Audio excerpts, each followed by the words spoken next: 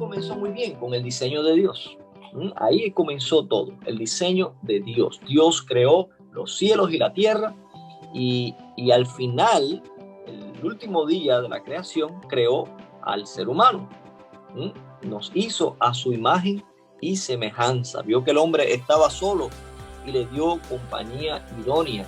Así que estaban en el Edén, Adán y Eva, y Dios vio que todo lo que había hecho era bueno en gran manera. No solamente bueno, sino que era bueno en gran manera.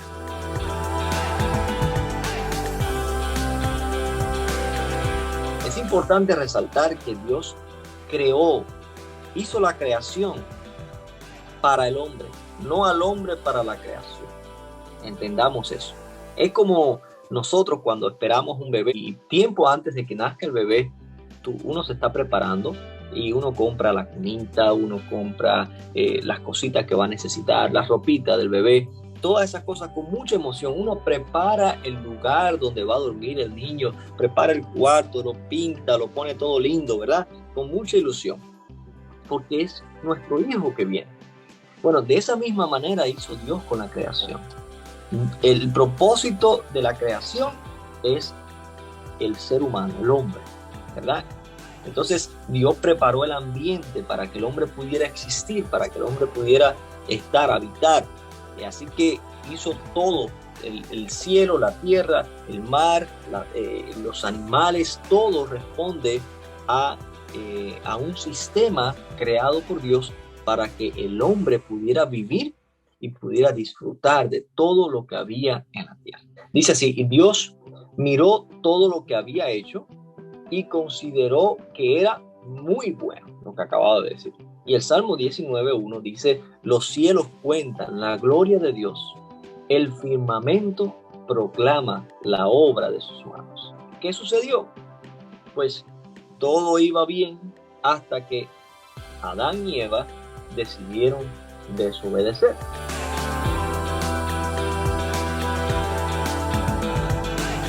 Resultó que Dios había hecho todo bueno, pero había un árbol que era el árbol del conocimiento del bien y del mal, y Dios había aclarado, pueden comer de todo menos de este árbol. Pero Eva se dejó arrastrar por las insinuaciones y la manipulación de la serpiente.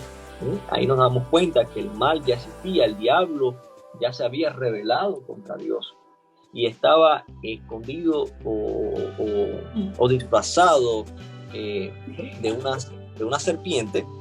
Así que él engañó a Eva y Eva indujo a su esposo a pecar, a rebelar a Dios. El pecado entonces fue así como el pecado entró a la humanidad. Y dice Romanos capítulo 3 versículo 25, pues todos han pecado y están destituidos de la gloria de Dios. Eso quiere decir que todos los seres humanos son descendientes de Adán y Eva. El pecado entró por ellos y a partir de ellos ya toda la raza humana quedó contaminada con una epidemia, con una pandemia, si podemos decirle ahora, nos suena más familiar, que es el pecado. No hay una enfermedad peor que el pecado, porque ese es el origen de todas las enfermedades. Es el pecado el origen de todo mal en la humanidad. Y Romanos 6:23 dice, porque la paga del pecado es muerte. Así que el pecado entró y con el pecado entró la muerte. El ser humano no fue creado para morir. Pero al introducirse el pecado puso una separación entre el hombre y Dios. Entiéndase por muerte, separación de Dios. Esa es la muerte en realidad, separación de Dios. No es porque la vida realmente no termina. Nosotros tenemos un alma eterna y eso tenemos que comprenderlo. Tenemos un alma eterna. Nuestra alma nunca muere. En eso somos semejantes a Dios. Tenemos un alma inmortal. Así que nosotros tendremos un día que enfrentarnos a la eternidad de una manera u otra, ya sea en el cielo o en el infierno. Pero sí es importante que entendamos que entró a escena el pecado. Y el pecado es separación de Dios. ¿Sí? Y la paga de ese pecado es separación de Dios, que es estar alejado de Dios. Entonces, como resultado, el pecado produjo una serie de cosas que trajo quebrantamiento para el ser humano.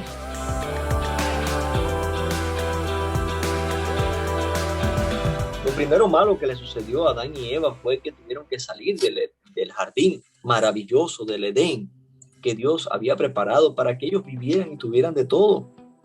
Ellos tuvieron que salir de ahí, encontrarse con un desierto árido y entonces aventurarse a su propia suerte, por su cuenta. Ahora ellos tendrían que caminar por el mundo y determinar por ellos mismos qué era lo bueno y qué era lo malo. Aquí vemos en Romanos capítulo 1, versículo 25, dice, miren lo que sucedió como producto del pecado. Cambiaron la verdad de Dios por la mentira. ¿Quiénes? Los seres humanos. La verdad de Dios la cambiaron por la mentira, adorando y sirviendo a los seres creados antes que al Creador. Y yo creo que esto nos es bastante familiar.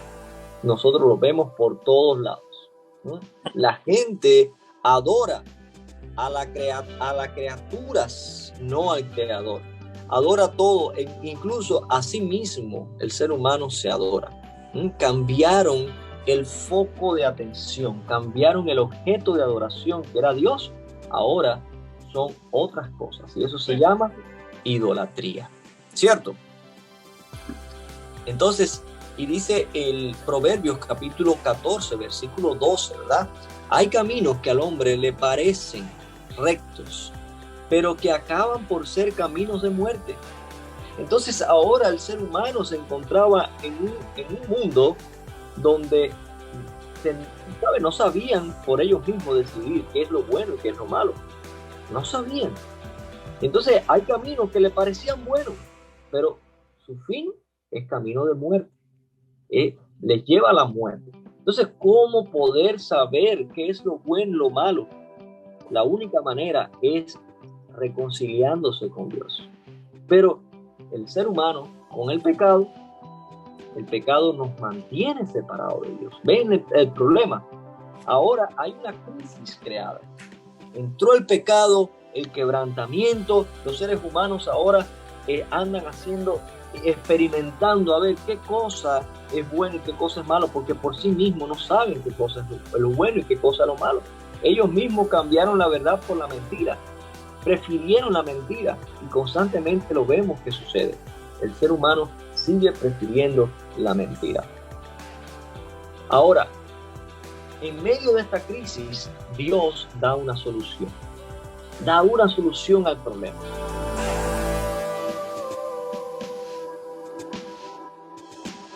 Es una buena noticia, el Evangelio. El Evangelio entra. ¿Y qué es el Evangelio? ¿Cuál es esa buena noticia? Porque tanto amó Dios al mundo que dio a su Hijo unigénito. Dios amó al mundo y por eso dio lo que más apreciaba, a su único Hijo, para que todo aquel que en Él cree no se pierda, mas tenga vida eterna. Y así anular, dice Colosenses 2:14, y anular la deuda que teníamos. ¿Cuál es la deuda que teníamos? El pecado, ¿verdad?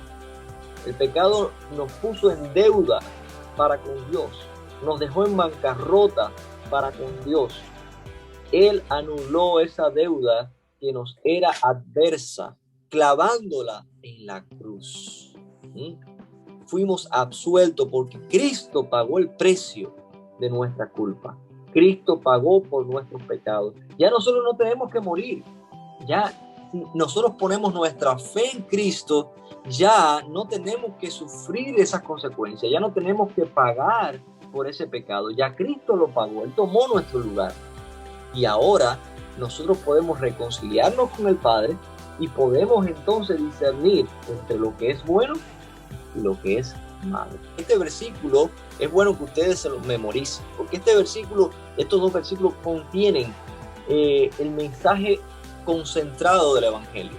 Cristo murió por nuestros pecados, fue sepultado, resucitó y resucitó al tercer día, conforme a las Escrituras.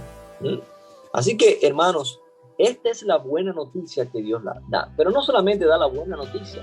Antes de llegar la buena noticia, Él envió a su Hijo. Él es el verbo de Dios. Él es la palabra activa de Dios. Y Él ejecutó el sacrificio. Y Él mismo fue el sacrificio. Aleluya. Qué buena noticia. Entonces, esa es la parte de Dios. Dios hizo su parte. Dios ofreció a su Hijo. Su Hijo vino, murió por nuestros pecados. Ahora hay una parte que nos corresponde a nosotros. ¿Cómo respondemos a lo que Cristo hizo, a lo que Dios hizo a través de Jesucristo para salvarnos?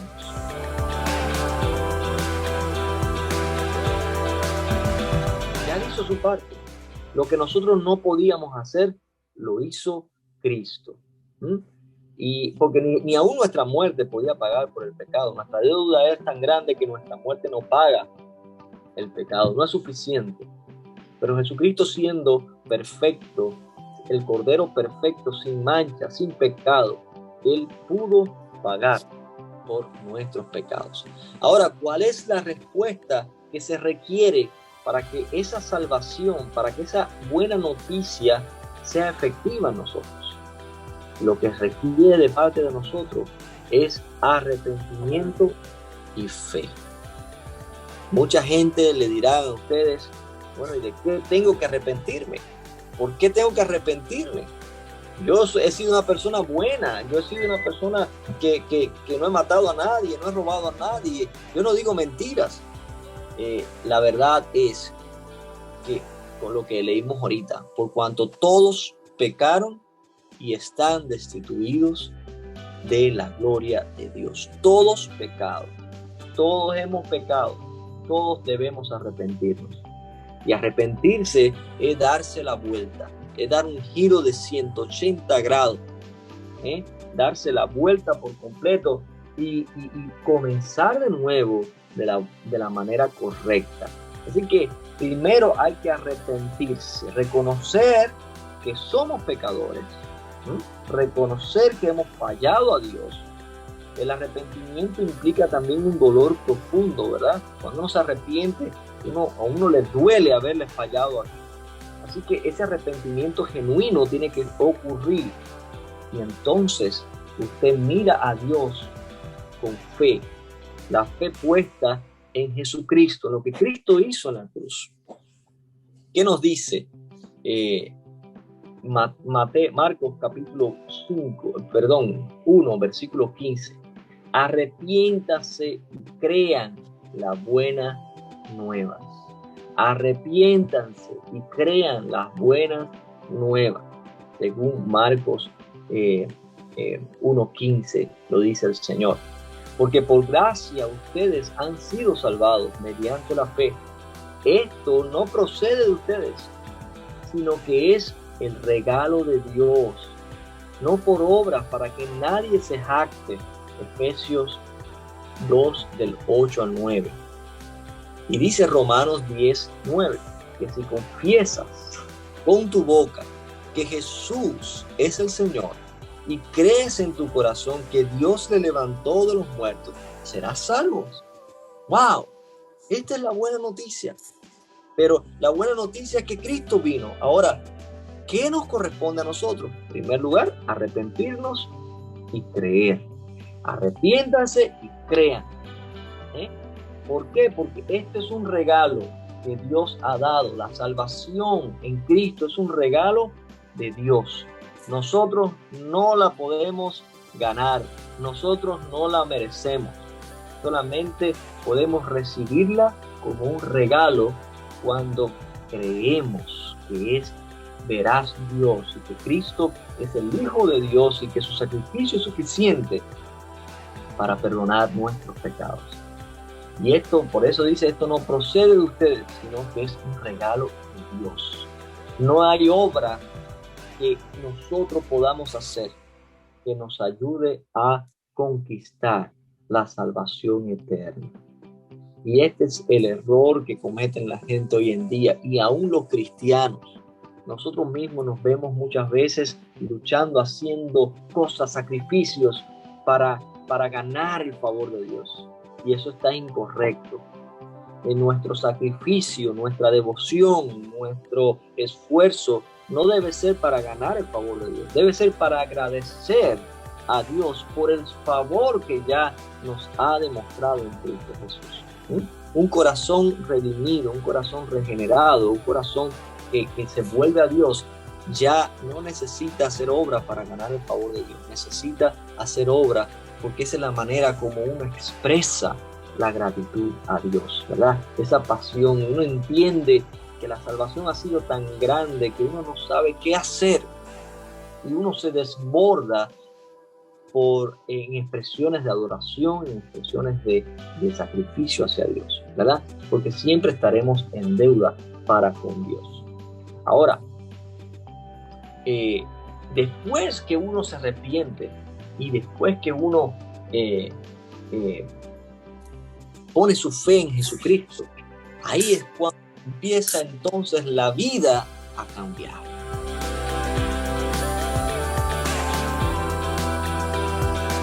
Empezamos a dar un cambio en nuestra vida.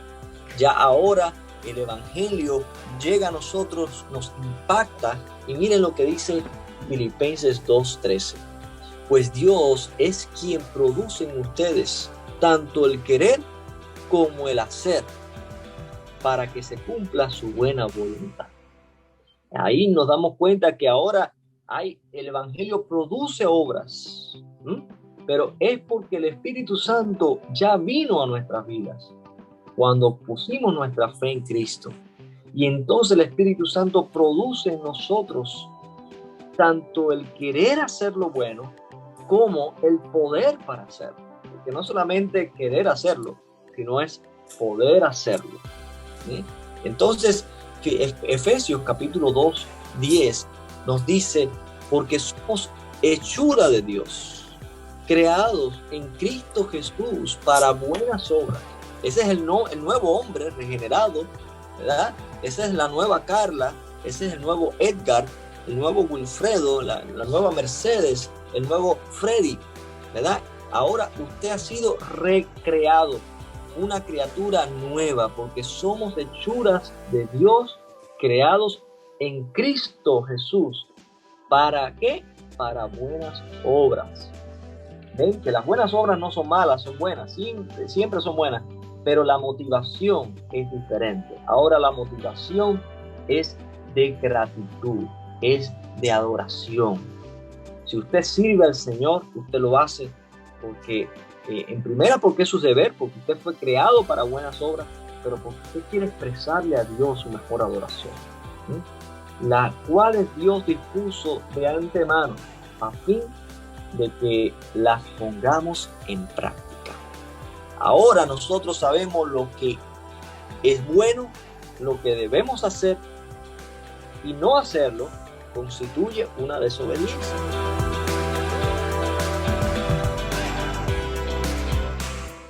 ¿Y ahora qué debo hacer? Ya Dios, después de haber pecado, Dios envió a su Hijo, Él se ofreció en sacrificio, ya nos arrepentimos y creímos que en ese sacrificio nos salvó, nos regeneró, ¿verdad? Nos ayudó a recuperar, nos restauró a su imagen y semejanza. Ahora, ¿qué debo hacer yo? Dice que si confesas con tu boca que Jesús es el Señor y crees en tu corazón que Dios lo levantó de los muertos, serás salvo. Esto es lo que le decimos a la gente. El Evangelio es sencillo, no es complicado. A veces lo complicamos diciéndole a la gente, no, para ser cristiano tienes que dejar de tomar, para ser cristiano tienes que dejar de fumar, para ser cristiano tienes que dejar esos malos hábitos. Y es cierto en que cuando usted se convierte en cristiano, al final usted va a dejar de hacer eso. Pero usted no tiene que hacer eso para ser cristiano. Usted tiene que confesar con su boca que Jesús es el Señor y creer en tu corazón que Dios lo levantó de entre los muertos.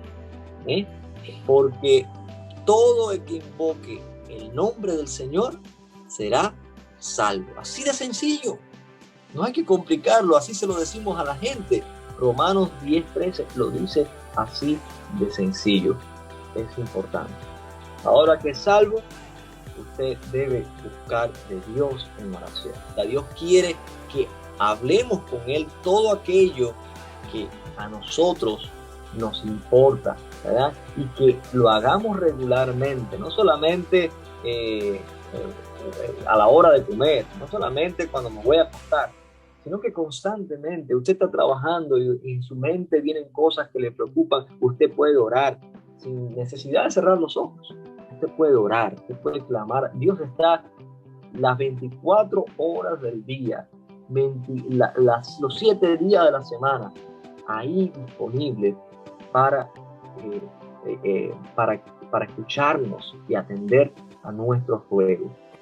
Otra cosa, otra disciplina del cristiano importante es la iglesia. ¿Sí?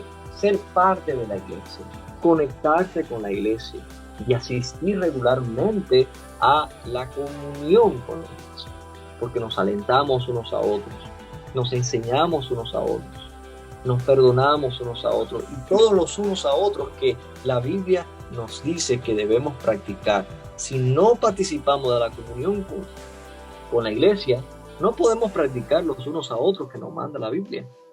La iglesia es la familia de Dios, la embajada del reino al que hemos sido trasladados en el momento de la conversión. Ella nos ayuda a perseverar en la vida cristiana. La iglesia tiene una parte importante y es por eso que Jesucristo estableció la iglesia como su embajada aquí en la tierra, en la cual nosotros nos preparamos, juntos adoramos a Dios, juntos planificamos cómo alcanzar a la comunidad. La otra práctica o disciplina importante que debe tener un creyente para perseverar es la lectura, el estudio de la palabra de Dios, tanto con la iglesia como individualmente. ¿Por qué?